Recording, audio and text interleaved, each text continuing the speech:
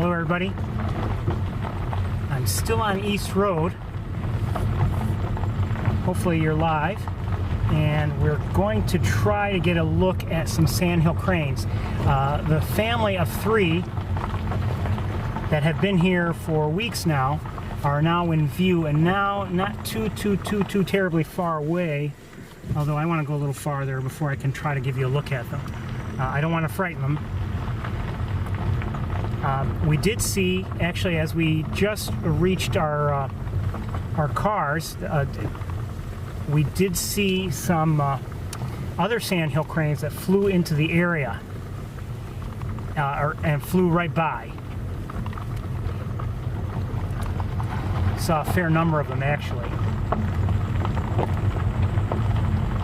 And don't know how many there were, and I didn't really capture them very well on camera.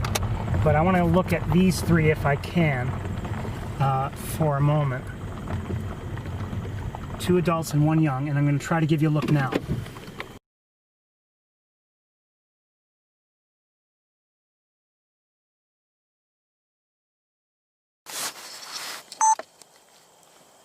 If I can, there they are. They just flew here, short ways away, walked a little bit, not much. And that's the young one. Isn't it a beautiful bird?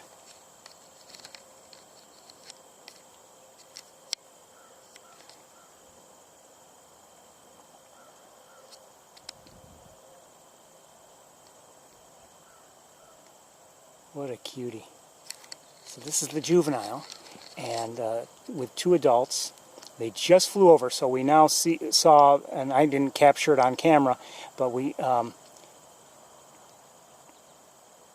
saw them in flight a little bit. They flew slowly in the air. They weren't in a real hurry, but flew over to the grassy area. Now they're on just the edge of the grasses, the shorter grasses, and the taller vegetation.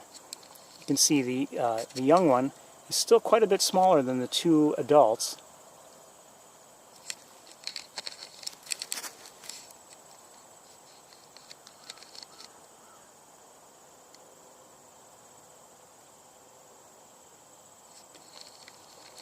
But it was able to fly. I'm not gonna stay with them too long.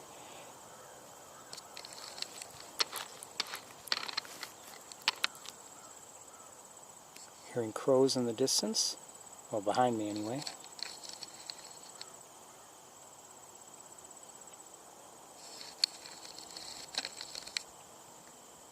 And they're walking along, so I mean it makes it harder for me to give you close-ups, but they are beautiful birds.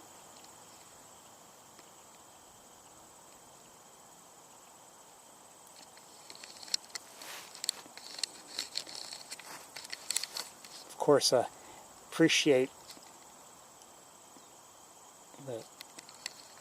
all the information and sightings work by Dave Nutter.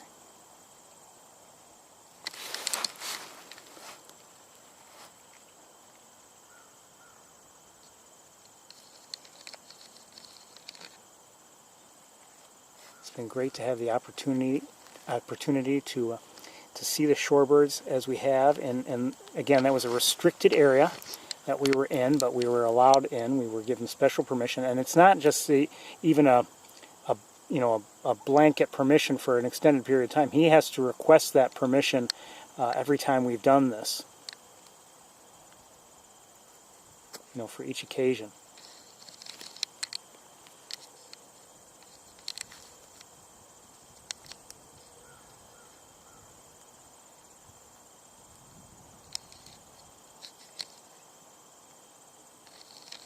So again, these are sandhill cranes, and I'm going to let them go, but it's nice to see them, certainly.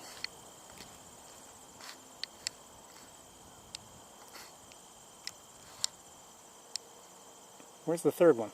Oh, I see it. It's over here. Absolutely love them. But we're going to get going. We've got only so much time. It's almost 3 o'clock. And I don't want to spook them. So let's switch cameras.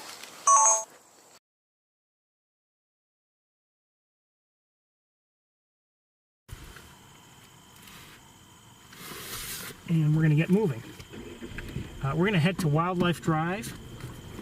Our time, because of all the time we spent there, you know, down in the areas, you know, around the Knox Marcellus Marsh, we only have so much time to make the other stops. It did start to rain as we walked towards the cars. Yeah, the cranes are kind of watchful of me, but I'm driving on beyond them, so maybe it's okay. I see, actually now I again see a few drops on the windshield. I don't know if those are leftovers that I missed and just didn't notice until now or what. But it did rain a little bit, not very hard. And quite honestly, the forecast had not shown any rain last I checked it. Unlike last week where it called for a lot of rain and we didn't get it, so except for one little bit before I started up everything. That was a very pigeons. That was a very nice outing, I would say. We saw some interesting birds and maybe a couple surprises. And to my left, I'm not sure if that was a Kess. Things set up again. I just saw some American goldfinches. I'm not sure what else. And by the time I had things set up again, I think I just saw, looked like, I'm not positive, but it looked like a northern flicker. Not positive on that one. By the time I got everything set up, the peregrines were really out of easy viewing, and then by the time I actually got one on my scope, it was too late. It wasn't like really chasing after anything, and it was very distant.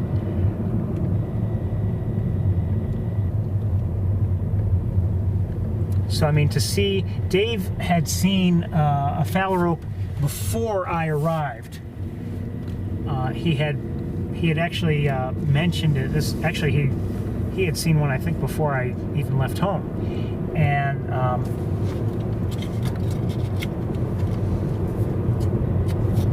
I see at least 2 ospreys on the nest to our left.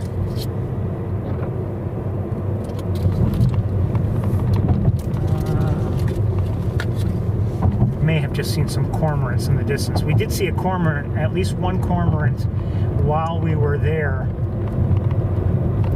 at Knox Marcellus. And I see a few more cormorants. Definitely this time, 3 or 4 of them. But no, 4 or 5 of them. But let's get to Wildlife Drive. We'll take a look around. We may not see anything there. I don't know. We really didn't see much there last week.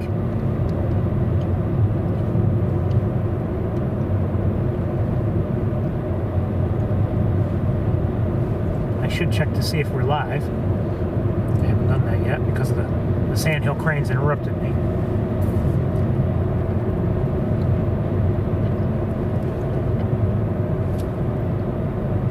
But the phalaropes, to see the 2, that was really nice. Again, those were red-necked phalaropes, not in breeding colors, and Dave had said they were juveniles.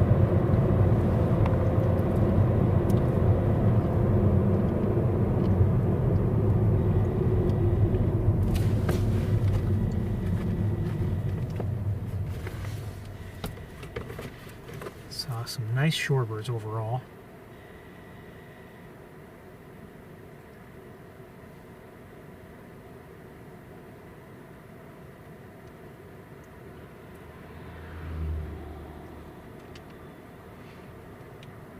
We're just waiting because they're doing apparently some kind of bridge construction. I'm hoping that they'll be done in the near future.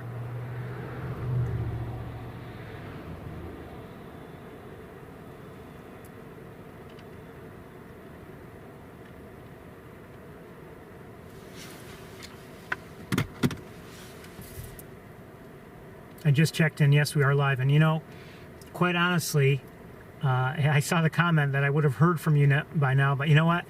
I've come to very much appreciate your patience with my various technical issues and and you know, sometimes being late, sometimes being early. So that's why I don't know if I would have heard from you, just because you're very patient with me, and I appreciate it.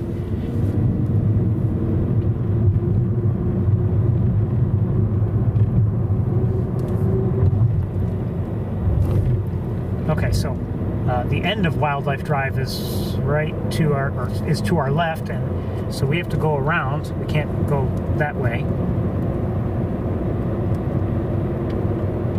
We'll go to the beginning of it. It is, according to my thermometer, about 70 degrees. It was warmer at one point on my way up here. I believe when I first started driving today, I believe I saw 53 degrees, and it gradually warmed as I drove, and eventually I believe the highest I saw was 73 degrees, and now I see 70. Now it's maybe not a surprise, because it has clouded over a bit, obviously, and some rain had fallen, not heavy rain, but you know, some rain, and also it was windy, so I mean, maybe, you know, things cooled down a bit. I don't remember actually looking at the thermometer, like, you know, when I parked the car there at East Road, but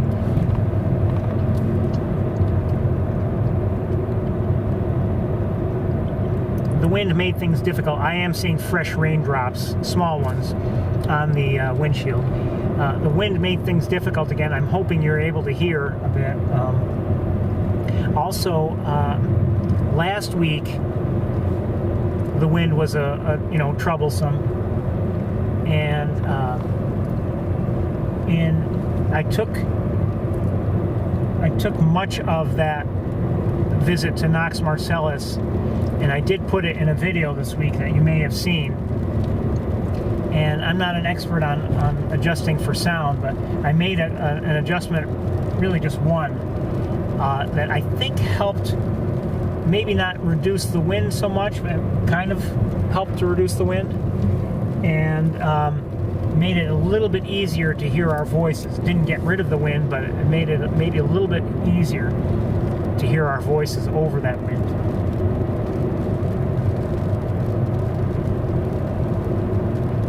Between that and the slightly improved video aspect, it might be worth seeing if you're, you know, if there's any part of last week you wanted to either rewatch, or if you missed it altogether.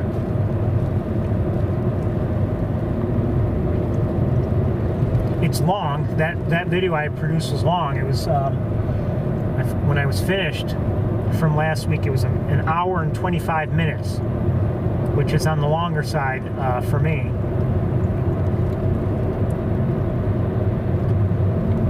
But as I told Dave while we were walking back just a little while ago, the reason why I left as much as I did, even though we weren't always seeing, you know, interesting bird sightings, was because you know, he might have been providing interesting or informative commentary, and I thought it best to keep as much of that in as I could. I have to admit, in deciding like what to add and what not to add, there were times when I was like, I can't even hear him now. I don't know if I should add it, because, you know, it wasn't, you know, fully processed yet in terms of audio or anything, so I didn't get the benefit of my effort to reduce the wind. So I may have left some things out that shouldn't have been left out, and I may have put some things in that shouldn't have been put in.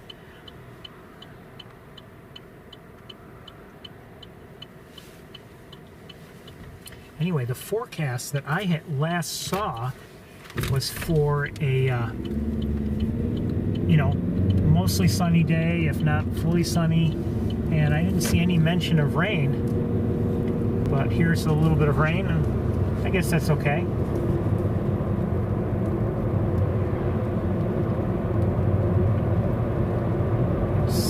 It's usually a matter of, okay, I'm going to do the best to see whatever I can. And, you know, if there's a weather issue, well, I'll just deal with it as well as possible.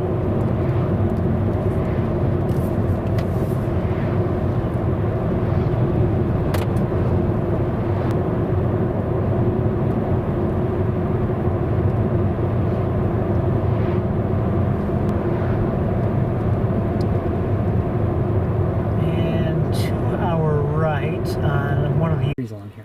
So there's some pigeons.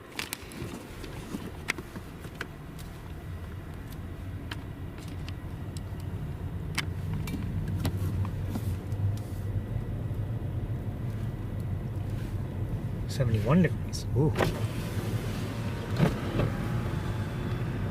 Quite honestly, towards the end of our visit just now at Knox Marcellus, I mean, if things had clouded over, and even from the parking area where we normally would view, you know, that was, I mean, is almost as good as it gets, really, for viewing from there.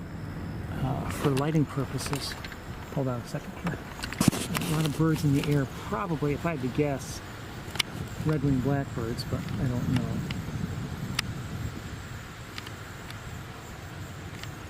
Again, flocking behavior this time of year as opposed to the behavior you see in the spring, where they're just, you know, individual birds are watching over their territories and are chasing anything and everything that bothers them. And that's almost anything and everything.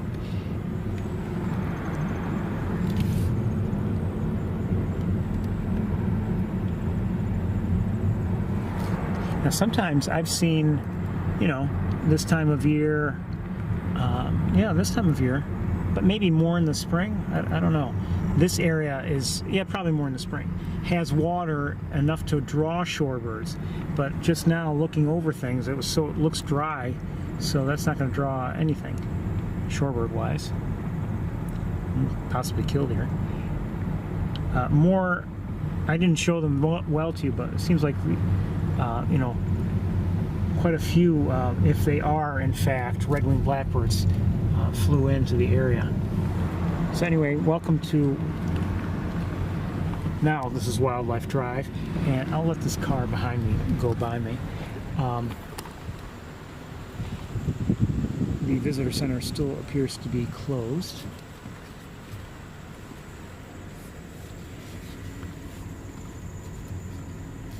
I have a feeling it's going to be closed the whole time. Haven't been there inside once this year.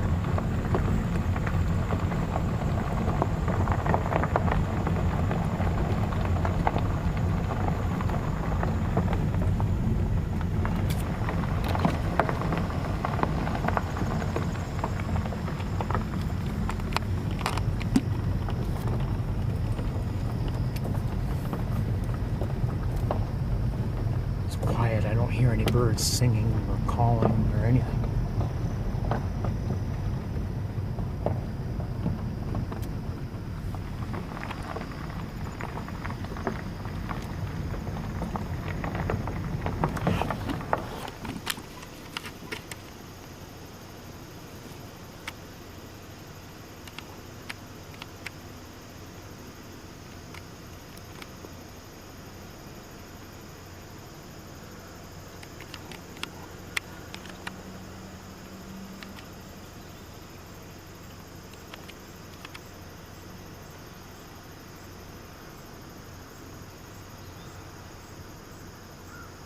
Just heard a crow and an American goldfinch.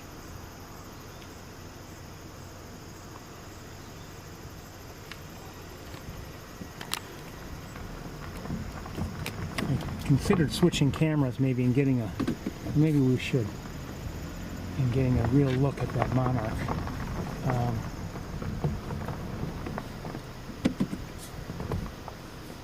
I'll give it a try. 1 second.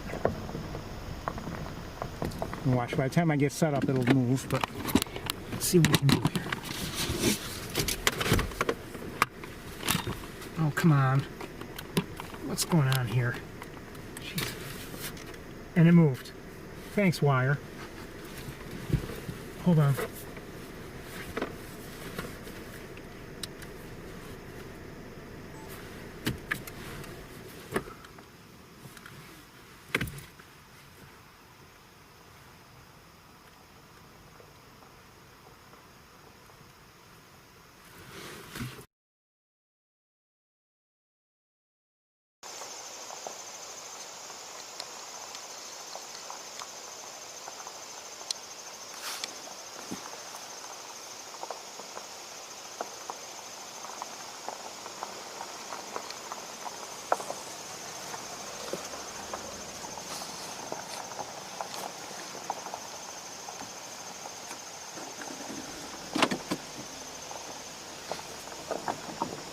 Oh, it moved and then moved again. Hold on. And moved again. Okay. And now it seems to be flying on a little bit. Okay. Well, let's switch cameras back.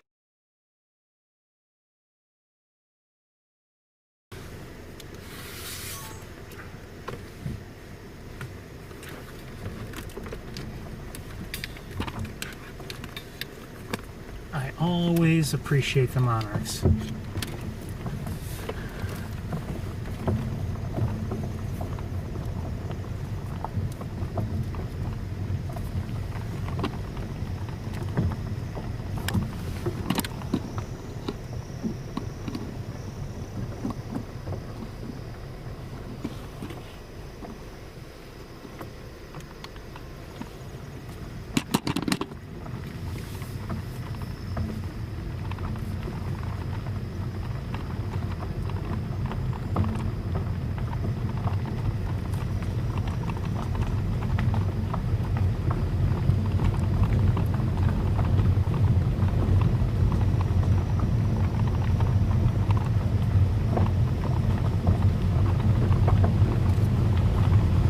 Now, you know, it's early September, and kind of in a, you know, transitional time in terms of what we might see or not see. And, you know, summer is ending. Some birds are migrating through, certainly. But it's not, you know, it's not spring, certainly.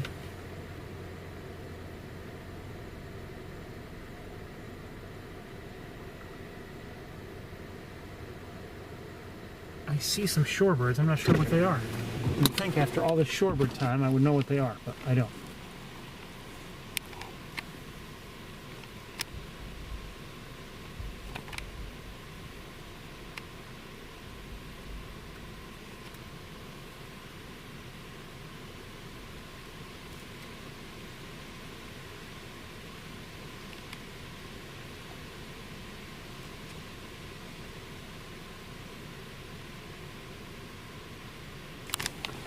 Is there someone behind me? No.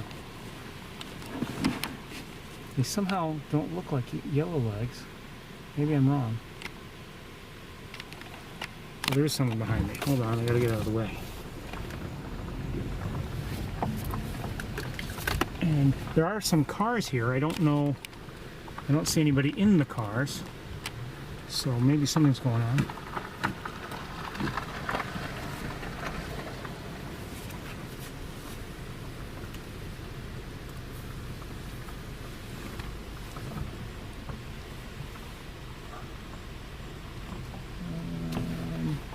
Where'd the shorebirds go?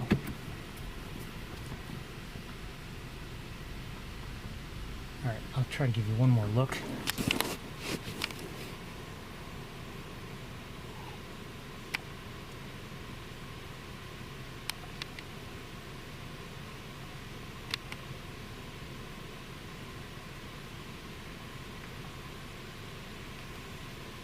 Well, they look like they're walking. So it seems like their legs might be pretty long. I'll bet they are yellow legs and maybe lesser yellow legs, but I'm not positive.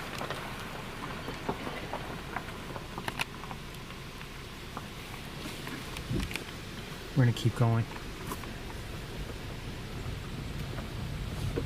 The rain, well, rain is, I'm not gonna say it's heavy yet, but it's, the sprinkles are picking up just a bit anyway. I wonder where the people are who are in those cars, or were in those cars, associated with those cars. Maybe that's how I should put it.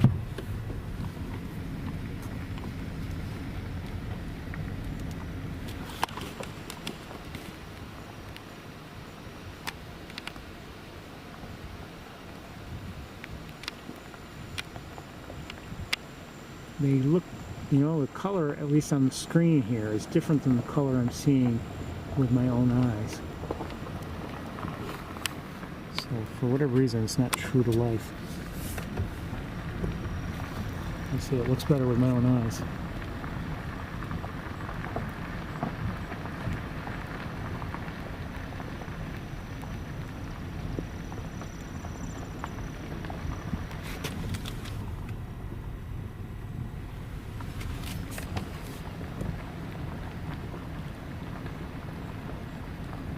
Looks like a fair amount of swallow activity out there. Just like we saw, we saw a lot of swallow activity, and maybe I didn't show it to you, but a lot of swallow activity at Knox Marcellus.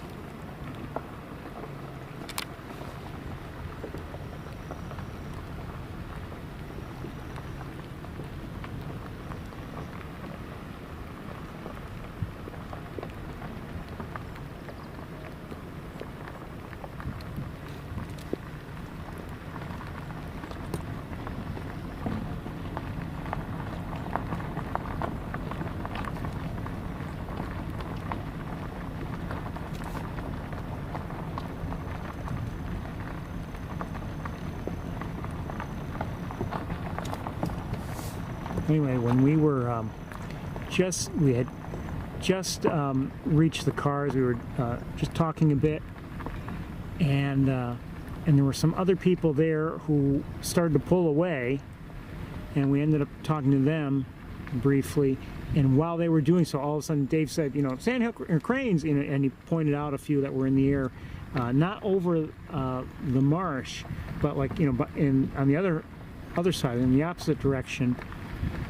They were, flying around, but they eventually, I think, flew over the marsh. I scrambled to try to get them on camera. That wasn't easy for technical reasons. And I eventually did get some of them, but not when they were close. My camera wasn't ready, and there wasn't even any battery in it because of the way I'm powering things right now. So I basically missed them for the most part. And then when I did have my camera running, hold on. When I did have my camera running, great blue heron, okay, right there. I had it powered, with a cord, and the cord got pulled out as I was spinning around, trying to keep track of the cranes. So that was that. I see. Do I see a? I do see. All right. Let's see if we can get it. There's an American bittern down there. Where's the bittern?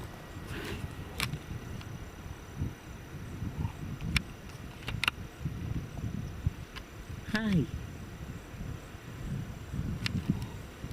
Okay, I want to see if I can find a closer or a clearer view, if possible. We've got vegetation that's in the way, and I don't know if I can.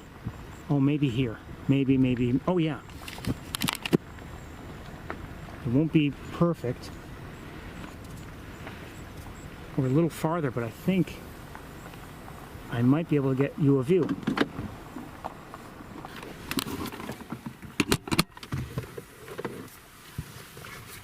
Beautiful.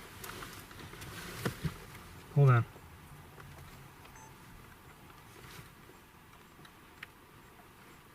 Come on, where are you?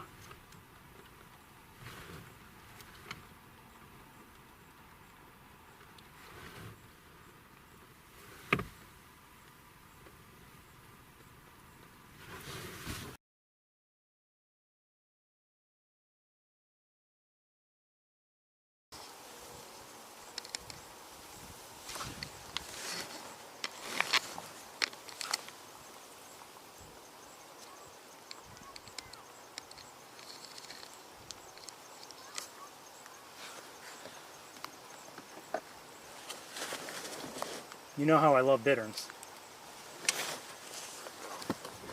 So we've seen a great blue heron, and we've now seen the related American bittern.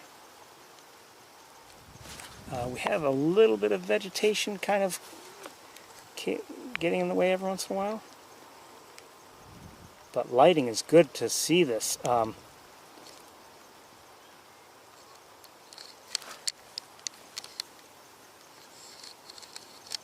You know, I'm going to move the car just a bit.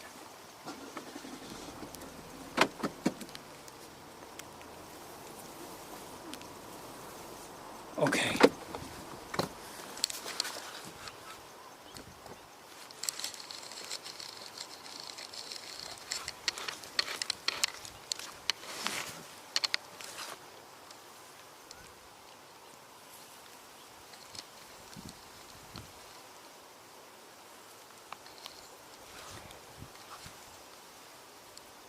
Oh, the wind is moving some vegetation in our way every once in a while.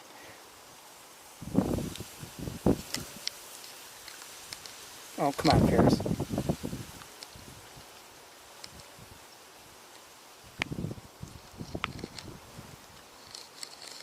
That was fast.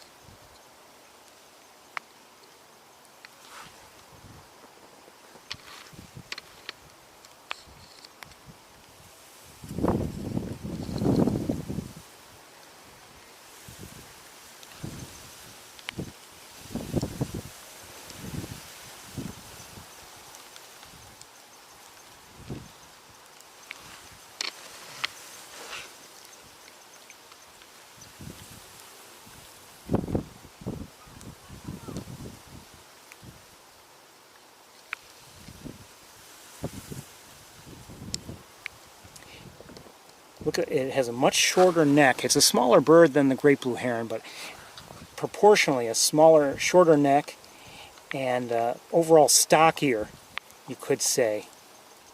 But it is a smaller bird than the great blue heron. I believe I just heard a common gallinule. And don't worry, we won't stay on the American bittern all day, but the great blue heron is almost kind of sort of getting into view, but it's farther along. And wait a second, what did I just see? I've got vegetation blocking my view of that. I'm going to try to hold things steady while I look with binoculars.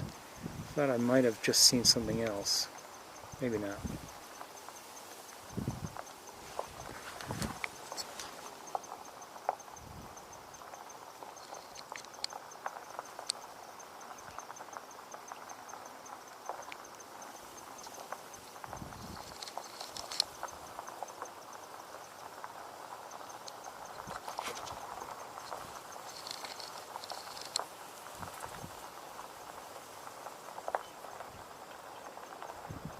So again, if you're just tuning in, this is an American bittern, same family of birds as the great blue heron.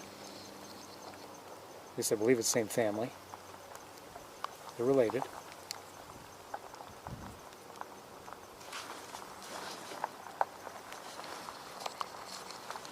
And I always consider seeing them, you know, a lucky sighting.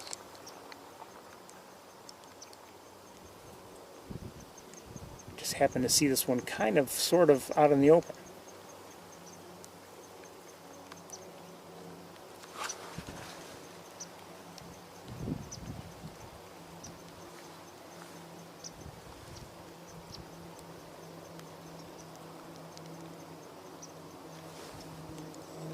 Across the road from me, there's someone looking. I wonder if that someone is seeing something. I don't know. But I consider an American bittern sighting a fairly special thing, so I don't mind staying with it. It looks like he or she is moving on, so maybe not seeing anything special.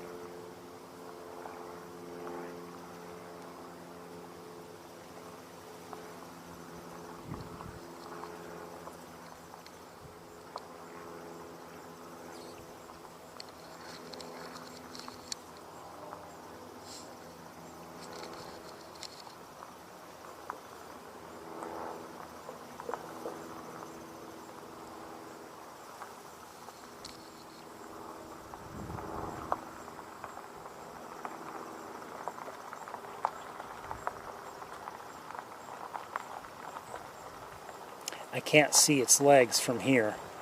I'm not sure if I can see its legs from anywhere, but you know, we can see the rest of it pretty well.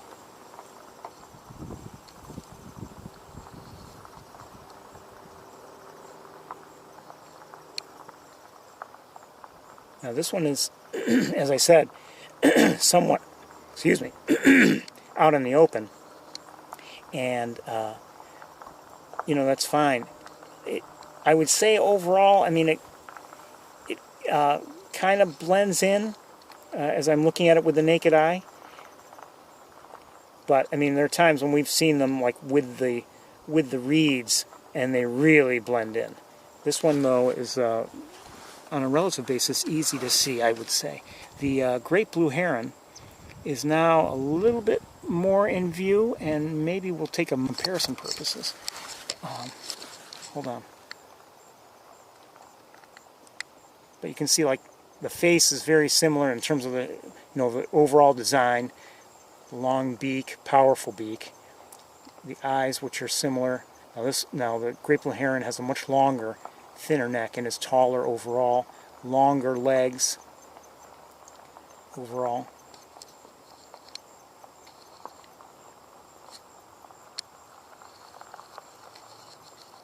Much larger.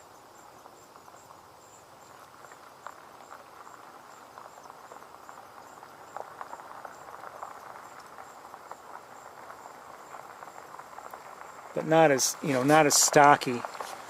Oh, there goes the great blue heron. Flew just right over the American bittern, which actually kind of ducked as a result. I don't know if it had to duck, but it reacted anyway. And I can know, well, from here, I don't know if the heron, where the heron landed, but I can no longer see it. Just a few more moments with the bittern. I kind of wish I had been looking at the bittern while the heron flew over, just for its reaction. Okay,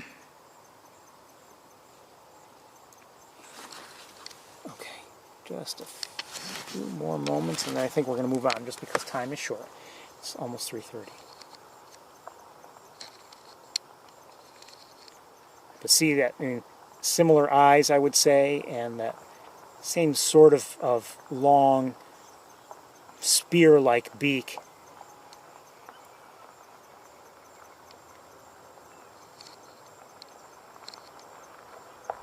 We just saw the eye move, by the way, so if there's any wonder if they can move their eyes, they can.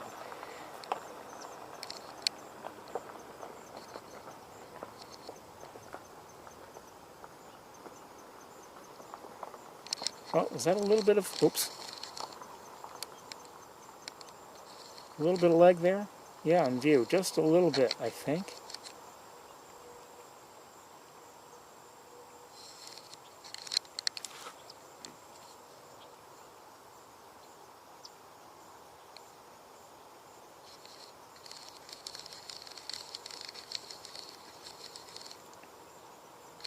Anyway, we're getting a nice look at the feathers and the overall, really a beautiful pattern that is also very good in terms of camouflage. The color overall and just the stripes help it to blend in.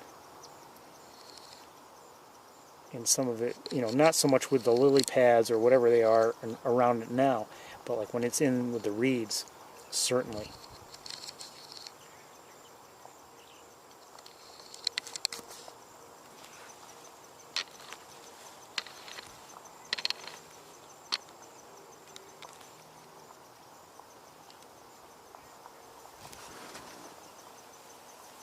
Again, very similar though to the great blue heron, but you know, without the long legs, without the, I mean, the neck is long, but not like that of a great blue heron or a great egret. More like, and I would say, maybe more similar to a green heron in terms of proportions, but larger than a green heron.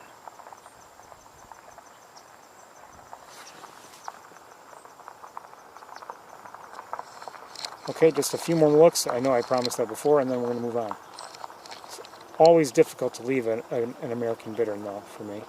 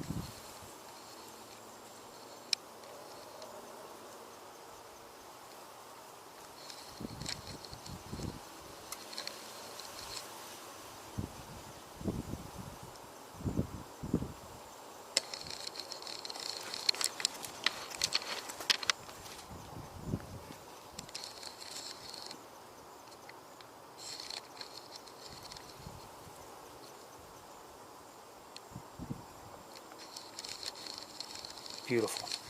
Absolutely beautiful. I love them.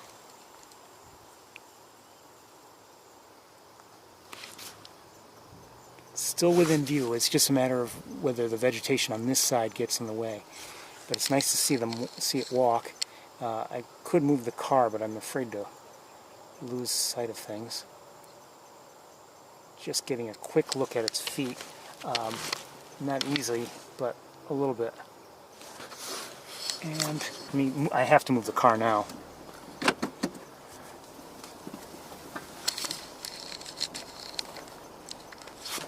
And it's getting to be out of our view in many ways.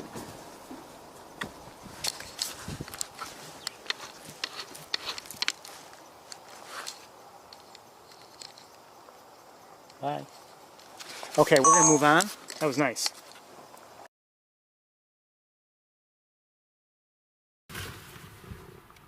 That was nice. Okay. Let's get